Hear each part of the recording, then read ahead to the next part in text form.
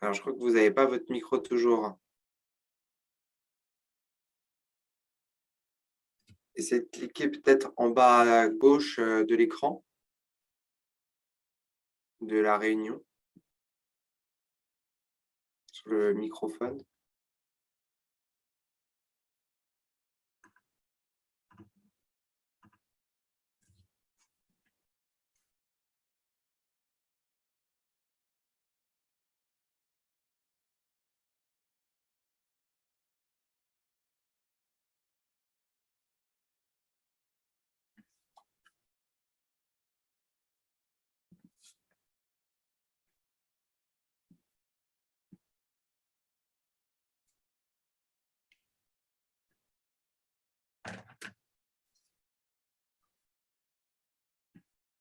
On va y arriver.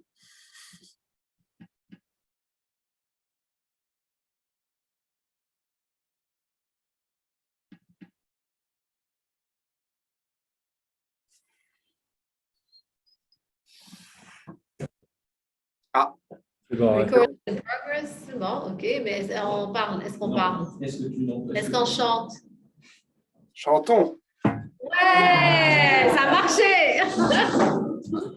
C'était le mot magique, ouais, voilà.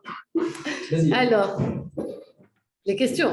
Oui, pendant ton absence, Pierre, il y a, et comme on dit en arabe, ils ont raconté plein de choses. Ah, Alors, la première, c'est pour passer de 6 mois à 15 jours, il y a forcément un secret. On ne va pas vous demander le secret, mais on va vous dire, est-ce que vous avez ajouté des choses sur la machine? Est-ce que la machine a besoin d'être alimentée de quelque chose d'autre que les déchets? Ça, c'est la première chose. alors, Aujourd'hui, la machine, elle a forcément besoin de coûts fixes. Je parle d'électricité, par exemple. tout à fait. D'huile pour huiler les systèmes, etc. Est-ce qu'il y a aujourd'hui de la maintenance par rapport à la machine? Et voilà, c'est le coût. Comment on peut passer de 15 jours? Je suppose que c'est technologique, c'est plus de chaleur, mais on veut comprendre sans forcément trahir les secrets de l'entreprise. Ah ouais, il n'y a pas de secret du tout là-dessus. On n'ajoute rien de plus que du biodéchet dedans. En fait, le système. Alors, on a un invité qui vient de nous rejoindre, qui vient de Dubaï. Il arrive à l'instant. Donc, Qui est cofondateur. Qui est cofondateur et qui peut trouver des solutions à Dubaï. Hein. Là, vous êtes en phase de prospection commerciale. Vous n'allez pas faire de closing tout de suite, mais… Pas exagéré. Bonjour Pierre. Bonjour. Moi, c'est Khaled. Très Alors, bien. la question, est-ce qu'il y a des ingrédients qu'il faut rajouter pour réduire le process qui est normalement de 6 mois, il passe Alors, à 2 semaines. comment on fait pour passer de 6 mois à 15 jours? Il n'y a pas vraiment de secret, en fait. Le secret, il est naturel, en fait, puisqu'en fait, on va juste aider les bactéries qui sont naturellement présentes dans les biodéchets à se développer plus rapidement. Comment on fait ça? En fait, quand on va alimenter le composteur et qu'on va brasser les biodéchets qui sont à l'intérieur avec la vis sans fin, en fait, on va leur apporter de l'oxygène. Et du coup, ça va faire que les bactéries vont beaucoup se développer. Elles vont être très favorisées dans cet environnement puisqu'elles vont avoir beaucoup de nutriments, beaucoup de choses pour se développer. Donc, à la fois le biodéchet, à la fois l'oxygène qui va venir les aider. Et nous, ce qu'on ajoute aussi, par contre, effectivement, il y a ce petit détail, mais qui est nécessaire pour que ça se décompose correctement, c'est le carbone. Et c'est du structurant, en fait. Comment on fait ça? On ajoute du broyat de bois, du pellet ou des choses comme ça. C'est de la matière carbonée, en fait, qui va venir compenser l'azote qui est présent dans les biodéchets et avoir un rapport carbone-azote qui soit assez équilibré pour que cette réaction des bactéries se fasse de façon très grande. Ok. Je me doutais de ça. Après, le modèle économique pour les clients que vous avez eus, est-ce que c'est pour un besoin, est-ce que c'est juste pour contribuer à préserver l'écologie ou la planète, ou est-ce que c'est un business model qui peut rapporter éventuellement de l'argent pour eux, qui peut être un business périn sur le temps?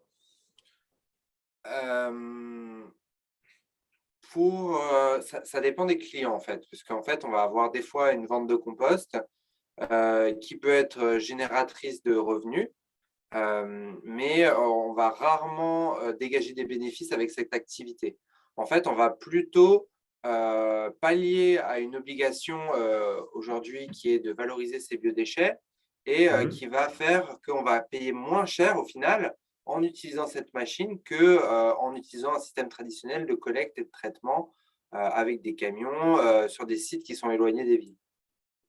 D'accord. OK, parfait. Parfait. Est-ce que vous coopérez avec l'État? Est-ce que l'État aujourd'hui donne des subventions aux clients, etc. Tout à fait. En France, ce qu'on a, c'est l'ADEME. Je ne sais pas si vous connaissez. L'ADEME, c'est l'Agence pour la transition écologique en France. Et donc, en fait, cette agence, elle accompagne le tri à la source des biodéchets. Donc, c'est une obligation qu'on a en France en 2024 de trier à la source tous les biodéchets. Donc, c'est-à-dire qu'on doit mettre dans une poubelle différente de la poubelle classique les biodéchets. Et donc, toutes les collectivités, tous les producteurs, tous les restaurants sont obligés de mettre en place ce tri à la source. Et donc, l'ADEME a conscience de l'effort colossal que ça représente de mettre ces actions en œuvre. Et donc c'est l'agence de l'État, et elle va subventionner une partie de l'investissement, par exemple dans nos machines, mais plus globalement dans les systèmes de traitement de biodéchets. Et donc, elle va financer jusqu'à hauteur de 55% de l'investissement. Wow, OK, super. Et en termes de place, est-ce qu'il n'y a pas un problème de place pour mettre en place la machine, pour l'installer? Parce que ça, c'est quelque chose de nouveau. Après, il n'y a pas de la place forcément dans les quartiers ou dans les maisons. Tout à fait. Ouais. Bah, c'est effectivement, comme vous le disiez, il n'y a pas toujours la place et ce n'est pas une solution qui s'adapte à tous les clients, hein.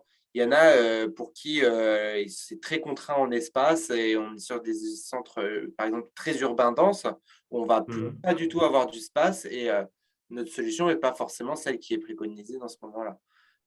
Effectivement, ça nécessite d'avoir de la place. On est entre 50 et 100 mètres carrés par machine nécessaire. Donc, on va avoir toute cette place pour le composteur en lui-même, mais aussi pour le lavage des bacs, pour la maturation. Et c'est vrai que ça nécessite un peu de place pour faire cette activité-là. OK, super. Je te remercie, Pierre. Merci à vous. Alors, c'était Khaled en direct de Dubaï. La dernière question pour moi, est-ce qu'on peut avoir un POC? Est-ce que vous pouvez nous présenter là en ligne la machine et ou est-ce que vous avez un process qu'on peut voir? Imaginez que je sois le client et que je ne suis pas loin de décider d'acheter, qu'est-ce que vous feriez? Vous allez montrer? Bah, bien sûr. Bien sûr, je vais vous montrer. Non, nous, ce qu'on organise avant que nos clients achètent, en fait, ce qu'on leur propose, c'est de venir voir la machine, en fait, tout simplement.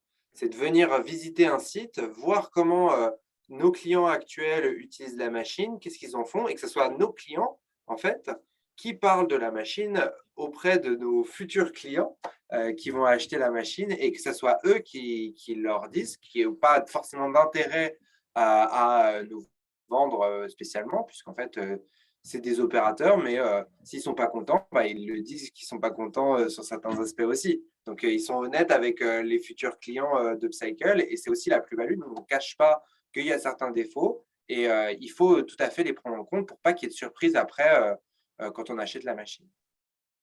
Très bien. D'autres questions? Oui. Alors, il y a un jeune qui a une question. Allez. Vas-y, le Bonjour, jeune. Monsieur Pierre. Bonjour. J'ai l'honneur aujourd'hui d'être avec vous dans cette réunion. C'est quoi la chose que vous avez inspiré pour lancer Upcycle? Alors moi, je ne l'ai pas personnellement lancé, Cycle. Moi, je suis là que depuis 1 an. Mais qu'est-ce qui a inspiré l'histoire? Elle est un peu plus vaste que le biodéchet à la base. On était à la base des cultivateurs de champignons. En fait, on récoltait le marc de café de certaines entreprises qui ont par exemple des machines à café automatiques et on le recyclait pour en faire dans des champignonnaires. Donc, on créait des champignons avec ça. Euh, on a ensuite vu que nos clients avaient des besoins sur d'autres biodéchets. Et donc, c'est pour ça qu'on a étendu notre activité sur les composteurs électromécaniques, parce que ça nous semblait être la solution la plus adaptée pour valoriser les biodéchets suivant la demande de nos clients. C'est comme ça qu'on en est arrivé au composteur électromécanique aujourd'hui. Je suis un jeune étudiant qui veut lancer mon propre projet. Comment vous m'influencez? C'est quoi les premières étapes que je dois faire pour lancer pour prendre cette initiative? Confronter son idée aux gens, confronter partout, et ne pas avoir peur qu'on se fasse voler son idée. C'est vraiment quelque chose, il faut la confronter pour qu'elle soit la plus efficace possible. Et après, c'est le modèle économique et l'étude de marché. C'est les 2 choses importantes aussi pour que ça marche. Et puis après, c'est de la prospection, de la prospection, de la prospection. Voilà. Comment vous avez calculé les risques et les résultats du projet Upcycle dans les années qui suivent? Alors, comment on a calculé les risques et les résultats? En fait, on a fait des estimations de parts de marché qu'on allait acquérir sur les années prochaines. Et on a estimé la vente de composteurs qu'on allait faire, du coup, et le chiffre d'affaires qu'on allait engendrer avec ça. Et les risques, il y a toujours le risque que ça ne se produise pas et qu'on fasse un peu le chasse-neige, c'est sûr. Mais ça, c'est quelque chose où, en fait, on est une équipe qui est très flexible et on a une structure qui est une équipe qui est très à l'aise avec le changement. Et donc, on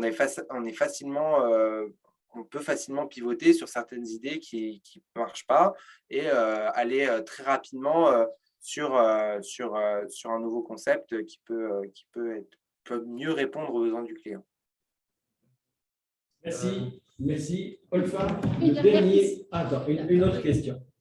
Alors, vous avez de la concurrence, même en Tunisie, on a des machines de compostage. Je souhaite savoir quels sont les points qui différencient par rapport à ce que vous faites. Alors, nous, notre point qui nous différencie, c'est vraiment l'accompagnement, puisqu'en fait, on est là pour nos clients. Et on s'est rendu compte que nos concurrents, souvent qui vendent des machines équivalentes aux nôtres, sont juste des vendeurs de matériel et donc vont juste livrer la machine et vont plus s'en occuper.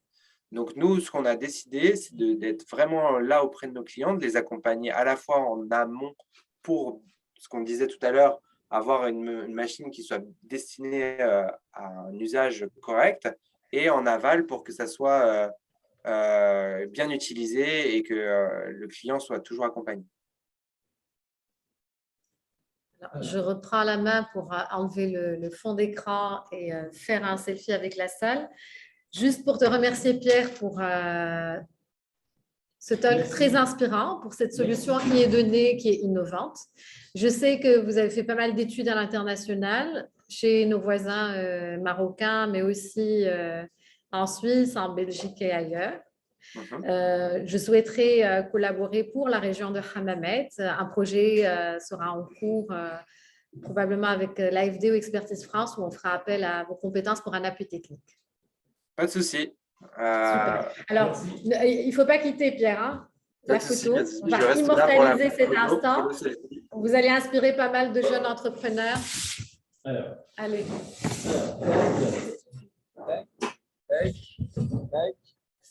Voilà. Alors, Alors, vous allez tous regarder dans une... Alors, et tu peux nous faire… Je vous fais voilà. passer dessus. Alors, il nous a salué. Qu'est-ce qu'on lui fait? Et Pierre!